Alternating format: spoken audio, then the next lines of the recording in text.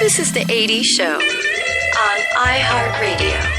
Say ho, ho, say ho, ho, ho, ho. Let's start the show. Let's start the show. Come on, let's go. Come on, let's go. Say ho, ho, say ho, whoa, ho, whoa. Let's start the show. Let's start the show. Let's start the show. Let's start the show. So,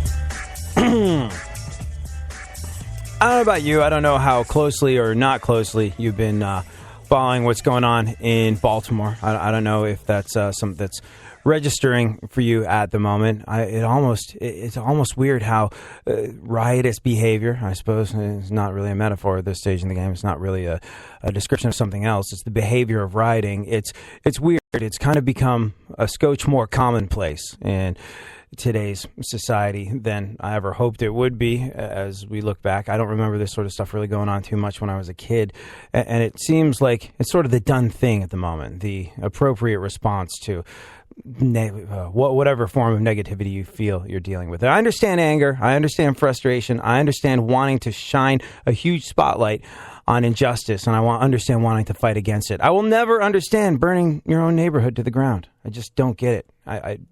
Maybe I'm missing the point here. Maybe I'm riot shaming as people. Have you heard that yet? Riot shaming. Yeah.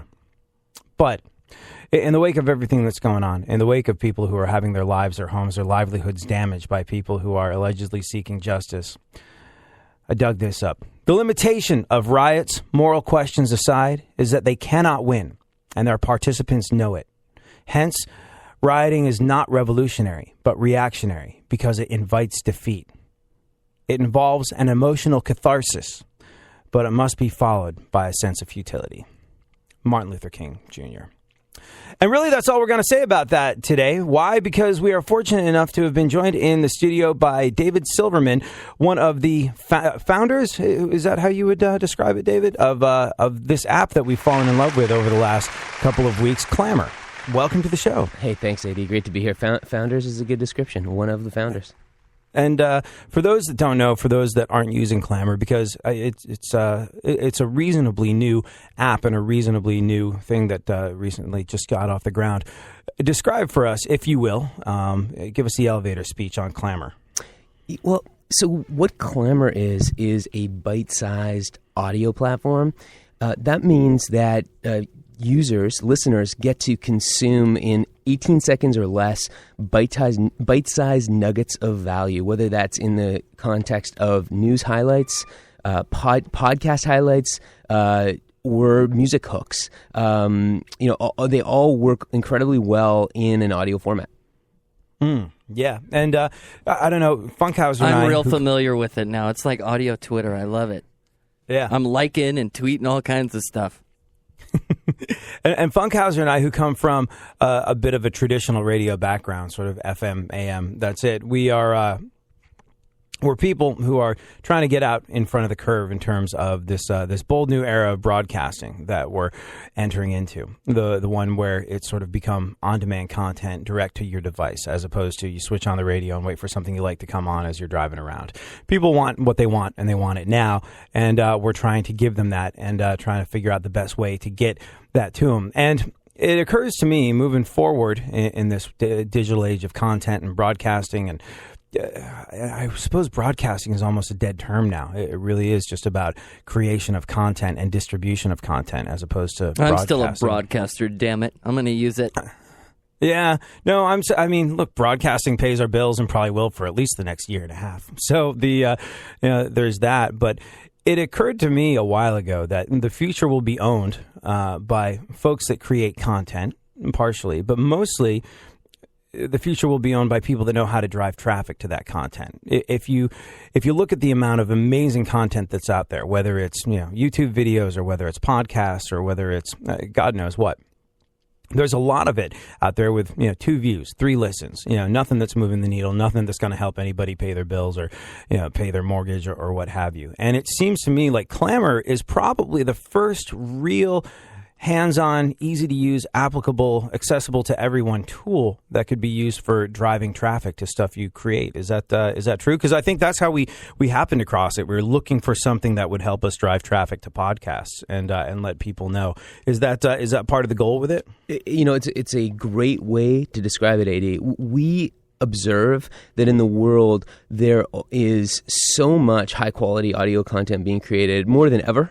And yet audio has this real discovery problem from our perspective, from the perspective of hundreds of users that we've spoken with. It's difficult to find inside of a 60-minute, 90-minute show the content that is the moments that would speak to an individual and pull them into a particular type of audio. And so one specific example of that is essentially the middle of your show. What we talk about at minute 42, it's not Googleable today.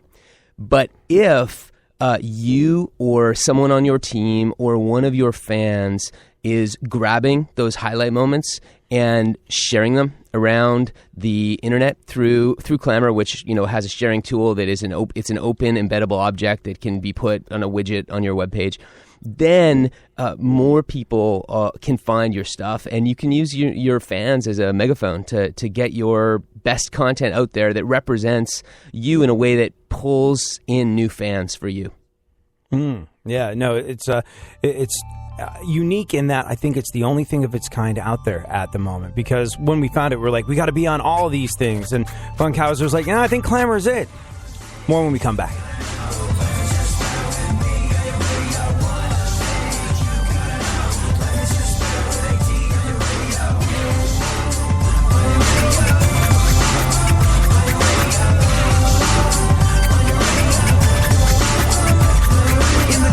Flitter, it's you and the senorita. Whooper blowing up the tweeter, cause it's me up in the speaker. Knocking the mama seat top down like a player. And the sound up in your ears, it is the dopest rhyme say. I run a game like a cheater, I'm balling like they're a cheater. Complete on the marathon, I mean the very last meter. Competition defeated, cause your my voice is just sweeter. So come on, follow the leader, plus I got the dopest of sneakers. Fuck the rest, I'm the best, there's no question. Fuck the rest, and you know. Fuck the rest, I'm the best, there's no question. Are you ready to go? One thing you gotta know, life is just better with me on your radio. One thing you gotta know, life is just better with AD on your radio. On your radio. On your radio. Fuck the false modesty, nobody has ever been better, smarter, more clever. I'm winning every endeavor in competition. No, you never see a better competitor. Every fight a vendetta till a head has been severed. I'm the best that there is. I wake up and piss excellence. And if you're coming to battle on your house, I put up excellence. I'm just here to have a little fucking fun, but it doesn't change the fact that I'm second to none. Fuck the rest, I'm the best, there's no question. Fuck the rest, and you know. Fuck the rest, I'm the best, there's no question. Are you ready to go? One thing you gotta know, life is just better with me on your radio. One thing you gotta know, life is just better with AD on your radio. On your radio.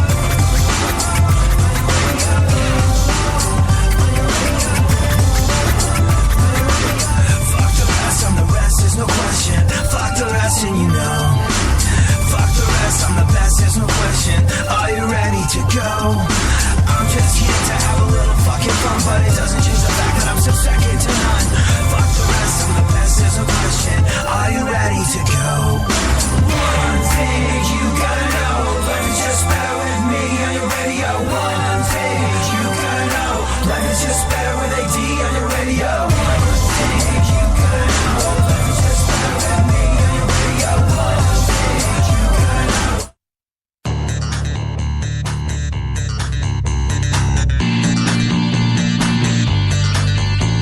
Back once again, the ill behavior, delivering and giving your music the savior. Back once again, it's your boy AD, and can't nobody rock a body better than me. Back once again, the ill behavior, delivering and giving your music the savior. Back once again, it's your boy AD, and can't nobody rock a body better than me.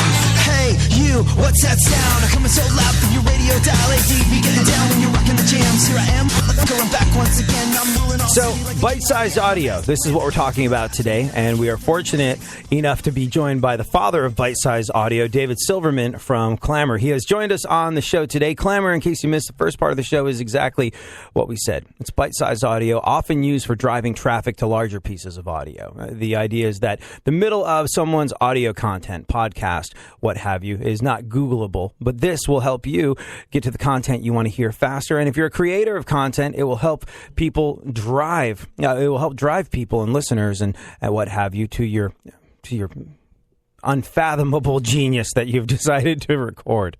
Correct, David? The great description. The only thing I would correct is that I am one of the fathers of this child. Right. On the listener side, AD. I mean, one of the here's what we observed in the world that really led us to do this. We observed that people want bite-sized content in general, right? We look to put it in economics terms, we looked in the world and there was demand from hundreds of millions of users for bite-sized content in every other format, every other type of media. In text, you see it with Twitter. In images, you see it with Instagram. They're bite-sized photos. And in video, you see it with Vine. But we as audio people, as people who were always consuming audio, who wanted as much audio content as possible because we're terrible readers, we could not find the equivalent, even though we wanted it, in audio. So we decided to build it.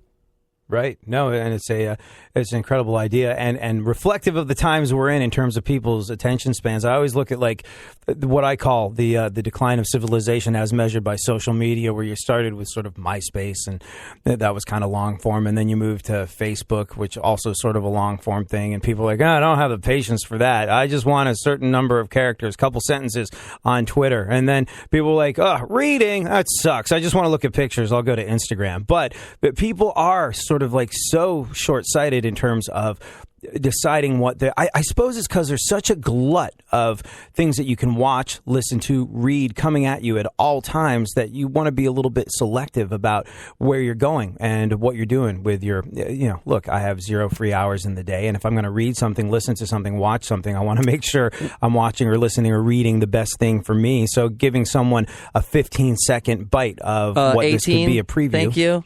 17.9. 17. Like, and it 17.9. works both ways too, because like as a listener, I can discover things. Like I wasn't a fan of Mark Maron's podcast. I know that I'm the last person on the planet that didn't listen to that show, I guess. But after I heard his little clips on clammr, like I'm a fan. So it works both ways. You can like hear stuff in bite-sized content, which is my favorite type, because those little Snickers bars, that's all I think of with 18 seconds. Takes me half that time to eat one. There's most things in life have trade-offs, and bite-sized. I think we all joke about how it represents the decline of civilization. One of the things that I like to say about this is that this is a perfect product for me and my co-founders to be building, because we're terrible readers and we have short attention spans. But there's actually, I think as you started to articulate the other side of the ledger, the other side of the argument, bite-sized content has real merits. The reason why there is all this demand for bite-sized content is because, in many ways, social represents the next evolution in broadcasting. Right? It allows people to, as you said, dive in to the thing, to follow the people that they choose, the people who they want to be curating their feeds. And then double-click on, I use double-click metaphorically because, of course, clammr only requires a single click to dive deeper. but double-click on those stories that you want to go deeper on. So as a use case example, we have a lot of listeners who now in the morning, while they're shaving, brushing their teeth, making coffee, making breakfast, eating breakfast, they're consuming, 7,500 top 18-second stories. Right? That's 20 minutes in their world, in the things they care about. And maybe on 2 of those stories, they're clicking the Hear More button and diving into that 5-minute story from NPR, or that 60-minute podcast from Funk, or from you, maybe. Yeah. No, it's true. The number of people that I talk to, like, oh, you got to watch this YouTube video. A minute? Who has time for that? Not interested. And like, I don't know. I got to wait 5 seconds for an ad. Yeah, skip. Yeah. Why should anybody that breaks their balls making content, make me sit through 5 minutes of an ad so they can make some money off of this? I just want it all now, short and for free. But I don't know about you, but one of my greatest frustrations with the way I consume media is the fact that I probably spend so much more time adding stuff to my Netflix queue than I do watching